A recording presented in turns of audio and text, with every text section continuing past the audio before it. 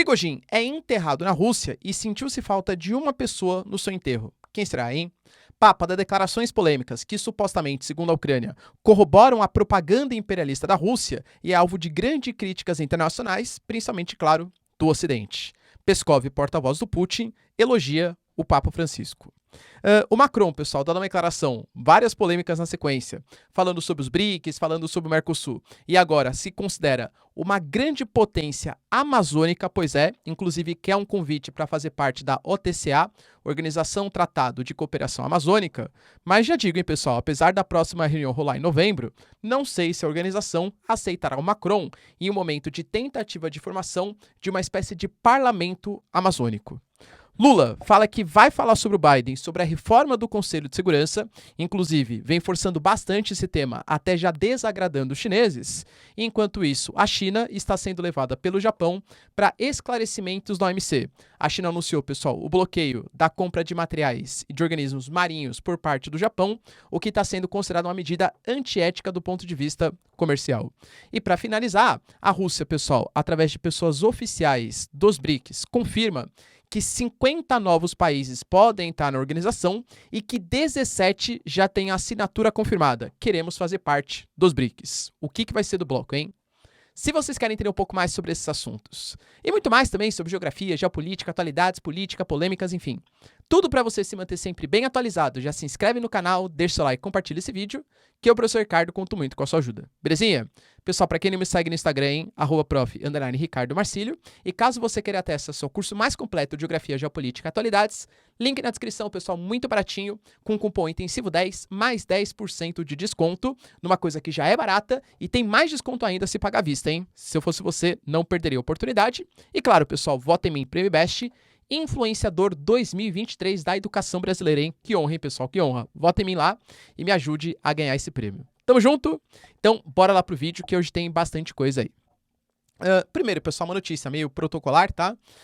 Depois do reconhecimento, da análise genética, realmente era o Prigojin, segundo as fontes oficiais da Rússia, claro. Sempre tem aquelas teorias, na verdade o Prigojin, ele não morreu, era uma pessoa que estava com o nome do Prigojin no voo. Qualquer momento ele vai aparecer aí em outro país do continente africano, liderando uma revolução junto com os militares, um golpe anti-imperialista, enfim, tá? Pessoal, fontes oficiais. Prigojin morreu, inclusive hoje foi o seu enterro. O Putin, apesar de ter sido um grande amigo, ter sido, né, o Prigojin um grande oligarca, o chefe do Putin, não compareceu. Segundo a própria questão russa, o Peskov, né, que é o porta-voz, falou que por compromissos oficiais o Putin não iria comparecer, tá? Mas enfim, mandou as condolências, tal. Não sabemos exatamente como estava a relação entre Putin e Prigojin até o dia da sua morte. Hoje a gente teve, pessoal, uma declaração bem polêmica, tá, do Papa. O Papa Francisco, né, estava numa jornada da juventude católica na Rússia e ele deu algumas declarações, segundo ele, tá, não para exaltar a Rússia ou coisa que valha, mas para fazer aqueles jovens sentirem, pessoal, jovens cristãos, sentirem a questão cultural e a história da Rússia passando pelas suas veias, claro, levando isso, né, uma questão de honra ao seu país, de respeito à sua nação e por aí vai. Só que talvez ele pegou muito pesado no momento em que isso não deveria acontecer, levando em consideração que o mundo inteiro olha para declarações do Papa, tá?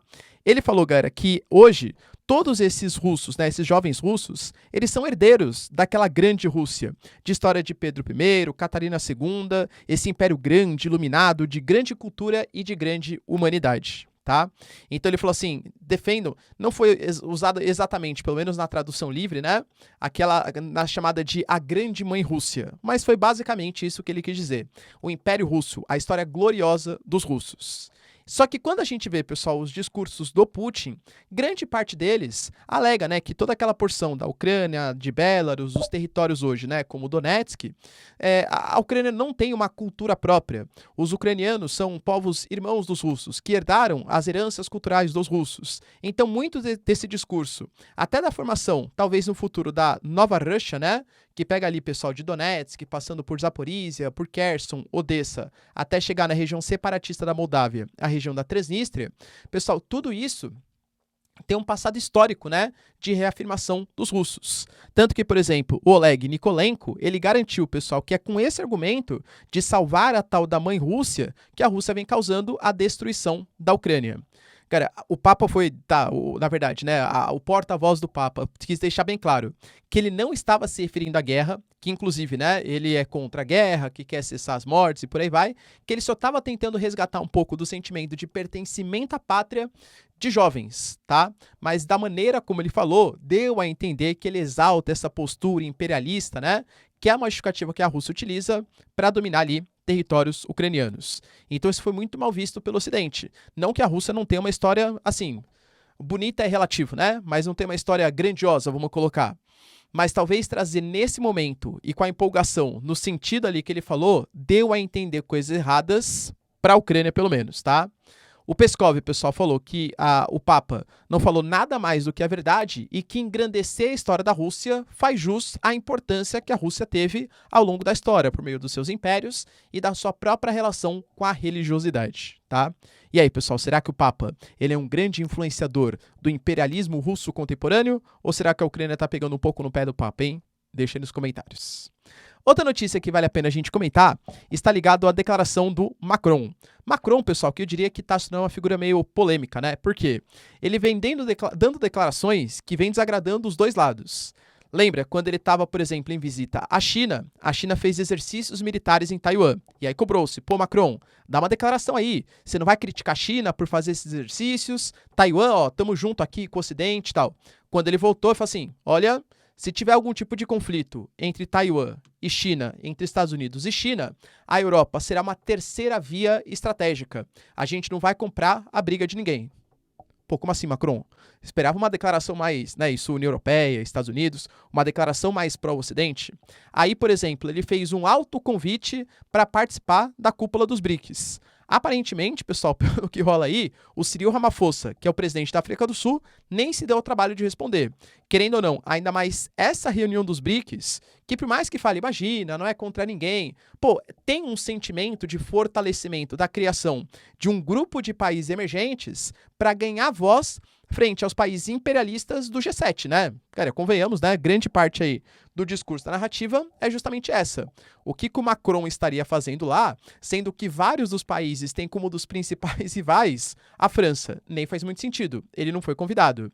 E a gente sabe, pessoal, hoje, que o Macron, ele é visto tanto no Brasil, né, quanto também por outras potências aqui da Amazônia, por ter dado declarações que a Amazônia é um bem da humanidade, que, na verdade, a França, pessoal, deveria ter poder de dar palpite maiores, né, em relação à floresta amazônica.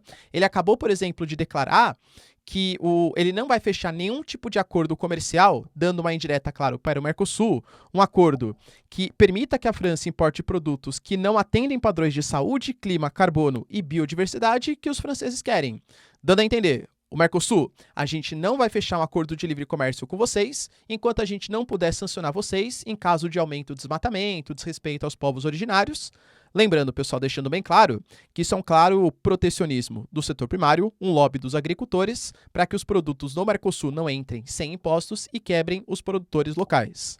Então ele está dando esse tipo de declaração, meio que ganhando a antipatia dos países, né? Burkina Faso, Mali, Níger, grande parte desses golpes militares tem um quê? Anti-imperialista francês também. E agora deu uma declaração sobre a OTCA, Organização Tratado para a Cooperação na Amazônia. O Macron disse, pessoal, nesse momento, que ele se sente, né, como uma grande potência amazônica e que, inclusive, ele merece fazer parte, merece aderir à OTCA. Falou que gostaria que o Brasil e outras potências pudessem aceitar essa nossa inscrição. Lembrando que a França possui o território ultramarino da Guiana Francesa, que é mais ou menos 1,1% de toda a floresta amazônica. Lembrando, pessoal, que na última reunião da OTCA, que foi super importante, inclusive, teve toda aquela polêmica, pô, será que o Brasil vai explorar petróleo na margem equatorial? O Equador, por exemplo, acabou de fazer um plebiscito em que a maior parte da população cancelou a exploração de petróleo em uma reserva, em um parque nacional ali. Então, existe toda uma discussão de soberania da Amazônia, de uso dos recursos naturais, da criação de um parlamento amazônico. A gente não sabe ainda se vai ter caráter consultivo, ou seja, só consultar, fazer conselhos e por aí vai, ou se vai ser um caráter deliberativo, poder para fazer de fato algumas coisas. Hoje, a OTCA é formada por Brasil, Bolívia, Colômbia, Equador, Guiana, Peru, Suriname e a Venezuela. Na última reunião, o Lula até convidou o Macron. O Macron ele falou que não poderia comparecer e até foi criticado na França por não comparecer a essa cúpula da Amazônia, da OTCA. Mas agora, pessoal, além de querer comparecer, ele também quer fazer parte da organização. Novamente, tá? Teremos uma nova reunião que vai rolar agora em novembro, uma nova reunião da OTCA. Muito possivelmente, como o Macron ele está se colocando como pauta, querendo fazer parte dessa organização, deve ser uma pauta de discussão. Eu, particularmente, pessoal, duvido que só porque tem a Guiana Francesa, que é um pedacinho do total da floresta amazônica, a França mereça fazer parte da organização. Ou que os outros países vão julgar que a França merece fazer parte da organização. Então, talvez, levou um não dos BRICS, pode levar agora um não da OTCA também, tá? Lembrando, pessoal, que ele já deu alguns discursos complicados, como, por exemplo, no passado do G7, falando que a Amazônia é um bem comum nosso. Lembrando que ele estava no G7, ou seja, Estados Unidos, Japão, Canadá, né, os países desenvolvidos. E que da França ainda mais, já que existe a Guiana Francesa, que é um território ultramarino francês. Vou fazer uma pergunta aqui e deixo para vocês a resposta. E aí, o Macron deveria fazer parte da OTCA? Será que a França é, de fato, também uma potência amazônica? Polêmica. Outra notícia, pessoal, importante, mais uma vez, né? O Lula, inclusive, até postou no seu Twitter ali, que ele vai fazer uma reunião com o Biden no futuro próximo, possivelmente na próxima reunião do G20, que vai rolar em Nova Delhi, na Índia, tá? Vai ser a última reunião, inclusive, com a Índia na presidência do G20. E nessa reunião, que aliás o Putin não vai participar, tá? Também anunciou de maneira oficial que não participará. O Putin, ele tá punido pelo Tribunal Penal Internacional e encontrar pessoas ali presencialmente como Biden, como Macron, como Olaf Scholz. Não sei se seria muito bom, né? Nesse momento de grande tensão, com a Rússia sendo colocada como a principal vilã pelos países ocidentais, um encontro ali entre Putin e essas lideranças. Mas vai fazer uma visita à China. A China ele vai. Por encontro do G20, não vai. Mas o Lula falou, pessoal, que uma das pautas que ele vai levar para o Biden é um apoio à participação brasileira no Conselho de Segurança da ONU. A gente já discutiu aqui, o Conselho de Segurança foi criado em 1945 em um contexto pós-Segunda Guerra Mundial. Nada mais natural que os vitoriosos daquele contexto, mais a China que entra depois, formassem um Conselho de Segurança permanente. Mas agora, o Brasil até falou, poxa, como assim? Não tem um país africano para fazer parte do Conselho? Ele falou assim, ó, eu até entendo, por exemplo, conflitos, né? Falou, por exemplo, o Xi Jinping, a China faz parte do Conselho, não gosta muito do Fumio Kishida, do Japão. Mas, mesmo assim, é necessário mudar o Conselho de Segurança, porque um dos países que estão sendo cogitados para entrar é o chamado G4 ONU, Brasil, Índia, Alemanha Brasil, Índia, Alemanha e Japão, tá? Só que, além desses 4 membros, outras lideranças, né? Como, por exemplo, um país africano, África do Sul, União Africana, não sabemos ainda exatamente quem vai fazer parte.